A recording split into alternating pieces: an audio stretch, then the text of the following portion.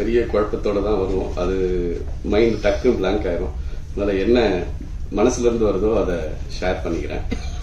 இங்க வந்தது லிஜோக்காக வந்தேன்.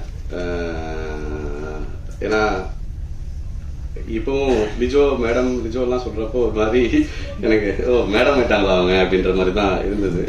சங்கீனியா தான் இன்னும் மைண்ட்ல எப்பவும் இருப்பாங்க. ஒரு அற்புதமான ஒரு ஆர்டிஸ்ட்னு சொல்லலாம். நடிகையின் ஒரு ஆக்ட்ரஸ்ன்னு சொல்றதை விட நான் ஒரு ஆர்டிஸ்ட்னு தான் பார்ப்பேன். ஏன்னா அந்த கேரக்டர் கொடுத்த டெடிகேஷன் தான் பார்த்துருக்கேன். ஸோ அவங்க தேர்ந்தெடுக்கிற கதாபாத்திரங்கள் தான் பார்க்குறப்ப எனக்கு ரொம்ப பெருமையா இருக்கும். ஸோ அந்த வகையில ஒரு நல்ல டீமோட படத்துக்கு லிஜோ மூலமா இங்க வந்த பிறகும் அந்த ட்ரெய்லரை பார்த்த பிறகும் என்னால உணர முடிஞ்சது. ஸோ இந்த படம் நல்லா வந்தது அப்படிங்கிறதுக்கு எனக்கு 2 ரீசன் இங்க வந்தவன அப்சர்வேஷன்ல தோணுச்சு. ஒண்ணு, படத்துல பணியாற்றினவங்க எல்லாரும் ரொம்ப கம்மியா பேசுறாங்க. அதுவே இந்த படம் நல்லா இருக்கும் அப்படிங்கிறதுக்கு. 2வது, ப்ரொடியூசர் சிரிச்சாரு படம் எடுத்து முடிச்ச பிறகு. ஸோ அதுவுமே படம் நல்லா வந்திருக்கு அப்படிங்கிறதுக்கான அடையாளம் அப்படின்னு எனக்கு தோணுது. இயக்குனர் கிட்ட எனக்கு அறிமுகம்லாம் இல்லை. இப்பதான் கொஞ்ச நேரம் வந்து கொஞ்ச நேரம் ராஜமுருகன் லேட்டா வந்ததால அவர் கூட கொஞ்சம் பேசுற வாய்ப்பு கிடைச்சது. ஸோ அப்ப கேட்ட ஏன் ஜென்டல் உமன் டைட்டில் வச்சிங்க அப்படின்னு சொல்லிட்டு. ஏன்னா இப்போ இந்த மாதிரியான விஷயங்கள்ல 2 இருக்கும். ஒண்ணு பொருள் இருக்கணும், இல்லைன்னா ஒரு அட்டென்ஷன் சீக்கிங் இருக்கணும். இந்த 2 தான் ஒரு மாற்று பார்வைக்கான ஒரு துணியை கொடுக்கறதுக்கான அடிப்படையா இருக்குன்னு எனக்கு தோணுது. ஸோ அந்த அடிப்படையில ஒரு ரொம்ப அருமையான ஒரு பதில் சொன்னார். ஸ்டீரியோ டைப்பை உடைக்கிறது அப்படிங்கிறதுக்காக ஜென்டில்மேன் நம்ம பார்த்துருக்கோம், ஜென்டில் உமன் நம்ம பெண்கள் குறித்து அது ஒரு ஜென்டில் அப்படின்னு லேடிஸ் அண்ட் ஜென்டில்மேன் தானே சொல்றோம். ஒரு லேடிஸா ரொம்ப காமனாகவும் இதுக்கு மட்டும் ஒரு அழுத்தம் கொடுத்து சொல்றோம் இல்லையா. அந்த ஸ்டீரியோ டைப்பை உடைக்கணும் அப்படின்னு தோணுச்சு அப்படின்ற மாதிரி ஒரு பதில் சொன்னாரு. 2 பெண்கள் பிரதான கதாபாத்திரமா இருக்கிற கதை அப்படிங்கிற அடிப்படையில. ஸோ இந்த ஒரு ஸ்டீரியோ டைப்பை உடைக்கிறது சமூகத்துல ரொம்ப ரொம்ப முக்கியமான செயல்னு நான் நினைக்கிறேன். ஏன்னா இங்க எல்லாமே ஸ்டீரியோ டைப் தான். நம்முடைய வாழ்க்கையே ஸ்டீரியோ டைப்ல தான்.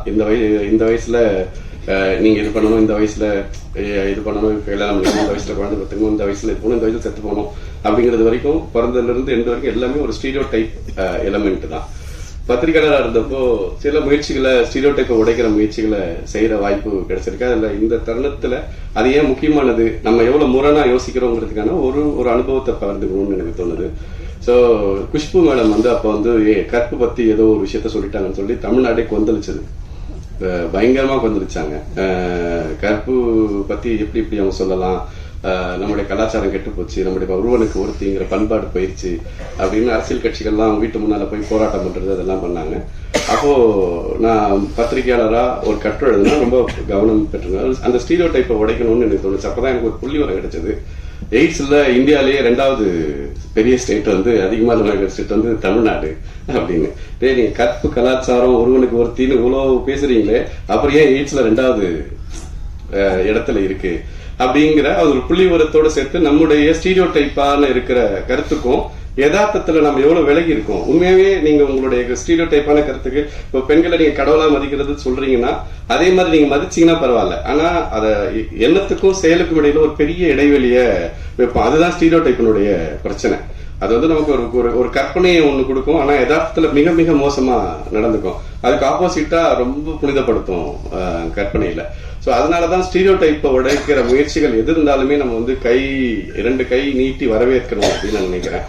இன்னைக்கு நடந்த எல்லா மாற்றங்களுமே ஸ்டீரியோ டைப்பை உடைச்சிடலாம். இவங்க படிக்கலாம், இவங்க படிக்க கூடாது, இவங்க இது பண்ணலாம், இவங்க பண்ணக்கூடாது இப்படிங்கிற நீங்க ஒரு சின்ன சின்ன விஷயங்கள் நீங்க ஒரு வரவேற்பு ஒரு கல்யாணத்துக்கு போனீங்கன்னா அந்த ரிசப்ஷன்ல பெண்கள் தான் அந்த சந்தனம் தொழிக்கிறதுக்கும் இதுக்கு இருப்பாங்க. நான் பார்த்த நாள்ல இருந்து இது மாறவே இல்லை. இப்போ அதுதான் அது பெண்கள் தான் பண்ணணும் அப்படிங்கிறது நம்ம மைண்ட்ல இருக்கிற இது. அது பெண்களுக்கும் இருக்கும், ஆண்களுக்கும் இருக்கும். அது அந்த இடத்துல 2 ஆண்கள் நின்னா என்ன குடிமுடிக்கு போயிருமா அப்படின்னு நான் யோசிப்பேன், இல்ல அந்த உலகம் அழிஞ்சிருமான்னு யோசிப்பேன். ஆனா அது நடக்கவே நடக்காது. இந்த மாதிரி குட்டி விஷயத்துல இருந்து பெரிய விஷயங்கள் வரைக்கும் ஸ்டீரியோ டைப்லயே நம்ம வாழ்க்கை நகர்ந்துட்டு இருக்கு. அது என்னன்னா நமக்கு புதிய சிந்தனைகளையோ புதிய மாற்றங்களையோ அடையறதுக்கு வாய்ப்பு தராம போயிடும்னு தோணுது.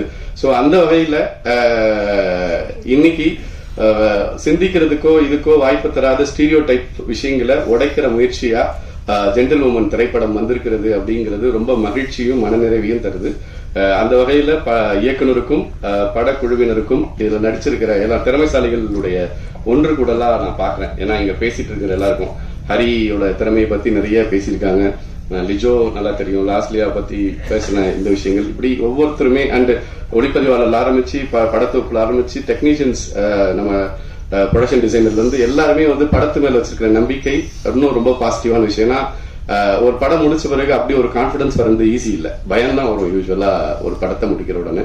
ரொம்ப ரொம்ப நம்ம திருப்தியா பண்ணிருக்கோம் அப்படிங்கிற ஒரு எண்ணம் வர இடத்துலதான் வந்து அந்த ஒரு கான்பிடன்ஸ் வரும். ஸோ இவங்க இங்க இருக்கிற எல்லாரோடையும் இன்டராக்ட் பண்ற வாய்ப்பு கிடைச்சப்போ ரொம்ப ரொம்ப கான்பிடன்ஸோட இருக்காங்க, படம் நல்லா வந்திருக்கு அப்படிங்கிற இடத்துல. அது ரொம்ப முக்கியமானது. ஸோ இது எல்லா வகையிலுமே ஒரு பாசிட்டிவான ஒரு வைப்பை கொடுக்குது. ஸோ ரீல்ஸ் பாக்குறதுக்கே டைம் இல்லாத ஒரு காலகட்டத்தில் ரீல்ஸ் பார்த்தாலே போதும் அப்படிங்கிற மனநிலையில இருக்கிற ஒரு சூழல்ல ஸ்டீரியோ டைப்பை உடைக்கிற முயற்சியை மேற்கொண்டிருக்கிற உங்கள் அனைவருக்கும் என் மனப்பூர்வமான வாழ்த்துக்கள். படம் மிகப்பெரிய வெற்றி அடைய வேண்டும் என்று உளமாற வாழ்த்துகிறேன். நன்றி.